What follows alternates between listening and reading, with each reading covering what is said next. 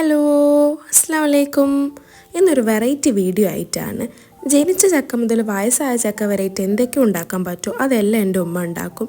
ചക്കപ്രാന്തിയായ ഉമ്മക്ക് നോമ്പ് തുറന്നിട്ട് ചക്ക കൂട്ടാൻ കഴിക്കാനുള്ള പൂതിയുണ്ട്. ആദ്യമൊക്കെ ചക്ക ഇടാനും പറിക്കാനൊക്കെ ഉപ്പാൻ്റെ പിന്നാലെ നടന്നിരുന്ന ഉമ്മ ഇപ്പോൾ ഇതിന് സ്വയം പര്യാപ്തത നേടിയിട്ടുണ്ട്. അങ്ങനെ അന്നേ ദിവസം ഒറ്റയ്ക്ക് അത് ഇട്ടു, മുറിച്ചു, പറിച്ചു, കഷ്ണങ്ങളാക്കിയിട്ട് നേരെ ഫ്രിഡ്ജിലേക്ക് കയറ്റി. കാരണം നോമ്പ് തുറക്കാൻ അന്ന് ഞങ്ങൾ വീട്ടിലുണ്ടായിട്ടുണ്ടായിരുന്നില്ല. അന്നത് ഉണ്ടാക്കാൻ പറ്റാത്ത സങ്കടത്താൽ ഉമ്മ അന്ന് ഉറങ്ങിയിട്ടില്ല എന്നുള്ളതാണ് ഞാൻ മനസ്സിലാക്കിയിട്ടുള്ളത്. അങ്ങനെ പിറ്റേ ദിവസം അത് നേരെ ഫ്രിഡ്ജിൽ നിന്ന് എടുത്ത് വെച്ച് ചക്കക്കൂട്ടാൻ ഉണ്ടാക്കാൻ അമ്മ തുടങ്ങിയിട്ടുണ്ടായിരുന്നു. പല സ്ഥലത്ത് ഇതിന് പല പേരൊക്കെ പറയാം. ചക്കപ്പുഴുക്കെന്ന് പറയും, ഞങ്ങളിവിടെ തന്നെ ചക്കക്കൂട്ടാൻ എന്നാണ് പറയുക.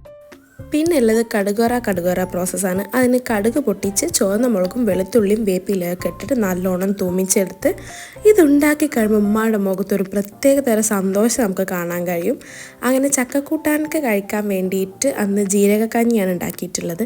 എന്നും നമ്മൾ നോമ്പ് തുറന്നിട്ട് പത്തിരിയും പൊറാട്ടയും ചിക്കനും ഇതൊക്കെ കഴിക്കുന്നത് ഒരു ദിവസം ഒരു വെറൈറ്റി ആരും ആഗ്രഹിക്കാത്തതല്ലേ.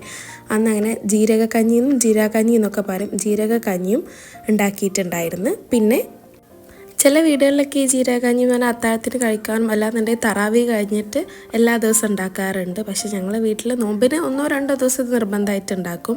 അങ്ങനെ അതിലേക്ക് കുഞ്ഞ് ആവോലി പൊരിച്ചതും അതുപോലെ തന്നെ മുരിങ്ങേൻ്റെ ഇല താളിച്ചതും ഉണ്ടാക്കിയിട്ടുണ്ട്.